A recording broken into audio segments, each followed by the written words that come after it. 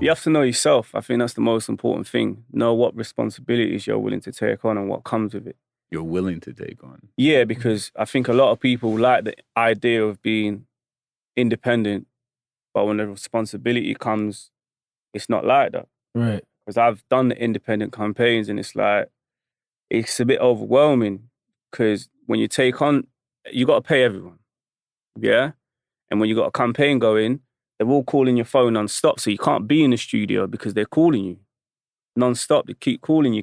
Yeah, this is happening. I just got this magazine. You need to go do this interview. And the radio guy's calling you. I'm about to go into the radio. I'm having a meeting about your single today and all this stuff. And you got to manage everything and still be an artist. You know what I'm saying? So it's a bit too much. It's not for everyone.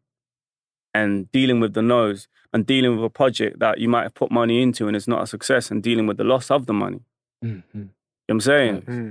So it's just understanding that and just the younger me, like someone that's doing similar to what I've done years ago is just do as much research as possible, know the game. It's much easier than ever. You can literally go on YouTube and learn everything you need to know. Mm-hmm. But what you tend to see is that the videos that are informative got like 5,000 global views and stupid, like YouTube videos that are informative got 5,000 global views and the bullshit's got like millions of views and shit. Yeah. I'm saying, so we stay discussing that. The information is out there. Yeah, it's there for everyone. I went through a phase and I was just obsessed with getting information after the fact. You know what I'm saying? Yeah. And I learned so much. What type of information were you looking up? Is it were you like, all right, I'm gonna learn everything about publishing. I'm gonna learn everything about signing a deal. I think publishing was the first thing that I tried to learn about. Simply because I didn't understand it and it bothered me. What are these people doing for me? You know what I mean? That's the question. Like, so, okay, you want this much percentage out of what I make. What you doing to earn it?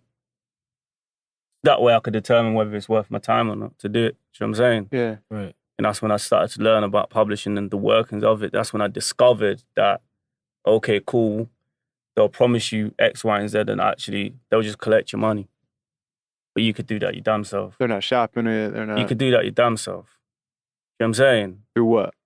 Collect your own money. Through admin deals or not? Well, even? yeah, you could just be part of a collection rights society. Like BMI, ASCAP? Yeah. You know what I'm saying? Or you can even do admin, so to speak. What's the point of your copyright being controlled by someone else if they ain't really bringing no value to the table? Right. You know what I'm saying? Yeah. So that's something I needed to learn. I'm like, okay, sync. What's the workings of it? Some got sync people internally, but a lot of people work with agencies externally that you can do deals with direct. Like third party. Yeah. That was a big jam you dropped on me. That was one thing. You can do deals with sync agencies directly. Let me break that down. So you said, one of the things these publishers, they're promising you, like, yo, bring us your records, let us control your copyrights. We're going to get it on TV. We're going to get it on radio. Yeah, and we're going to make you work with all the people you dreamt of working with. Meanwhile, all you got to do is go on the internet, search that. If you got a hit song, you make those calls. Have your manager make those calls. Bro, if you got a hit, it's done. You ain't got to worry. It's done. It's a bit harder for you if you're not known and you're trying to get in with one of the big sync agencies. It's like, you feel me? Yeah. But if you really like got it going on and they can go look up your numbers, done. Now, but this is a little different though because you were the producer and the artist of this. True. I mean, that's another interesting thing I was explaining to him about is I just did it because I was trying to get on because I can't really work with artists, big artists, make myself the fucking artist. So I already built my name as a producer. I already got a following. Right. You know what I'm saying? So I make myself the artist and let the artists that are not known feature on my stuff and propel it forward. Right. It's my way of just being able to, quote unquote, give myself a fucking placement if no one else will. Yeah. So it's kind of the same thing how producers nowadays are turning into more of an artist than they are just a producer. Timbaland started that. That's not new.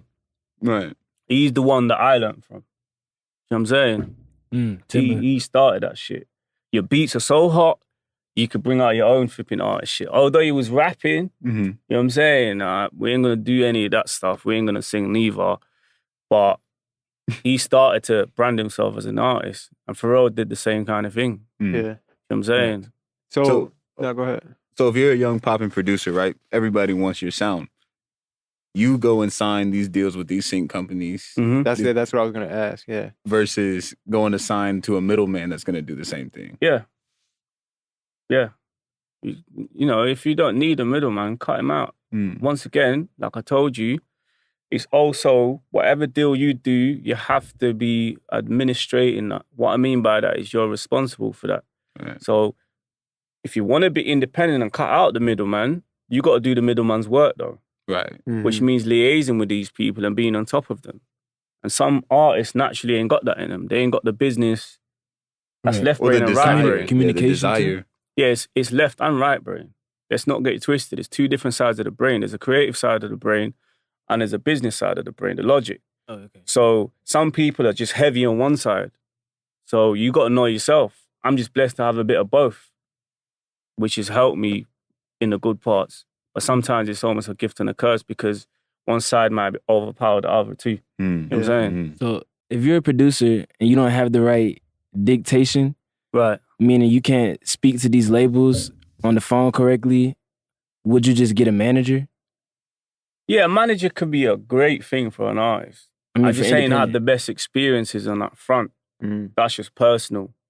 But that could be a great thing because you actually got someone that believes in you. That's your business partner. So even if you're going to go independent, if you got a great manager, that's all you need. Yeah. But So that's all you need? That's all you need really because he's overseeing the business of you. You know what I'm saying? And if he's got the ability to go and talk on your behalf or help you to get your message across, then that's great. Mm. But you got to make sure that they understand your vision and they want what's best for you because you might have a manager that is going to urge you to sign a certain deal because they're going to take that 10% off the top. I'm glad you brought that up, which is a Yeah, major that thing. too, yeah. Yeah, I'm glad you brought that up because that's the case 90% of the time.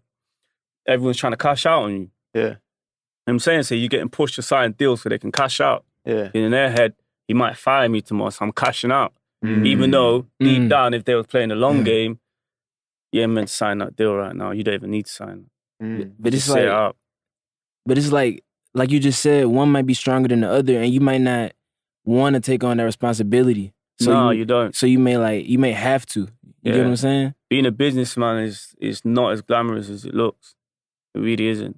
It's a lot of headache. And people just ain't got the balls for that shit. Mm. That's the honest. And creative people get a bit emotional at times. They struggle to deal with the business aspect because it's not for the emotional people. No, that's Really super isn't. true. Yeah. Us creative people are a bit, you know what I mean, sensitive. Right. You know what I'm saying? I'm But probably that's not what- the most I mean, sensitive of people, but That's what allows for great music, though. Is that it does. sensitivity? It does. But on the flip side, that's why you see people just doing crazy shit, Right. but saying crazy shit online because they can't deal with the business. Right. You're expecting people to be your friend. They're not your fucking friends, bruv. You understand? Mm. But because naturally you're a creative person, you function from emotion. Mm. Oh, okay. Mm. You know what I'm saying? So that's why people struggle a lot to cope with the business, because it's business. It wasn't business when you wasn't getting paid. The minute you start to get paid, it's business. And you have to be prepared mentally to deal with that. Mm.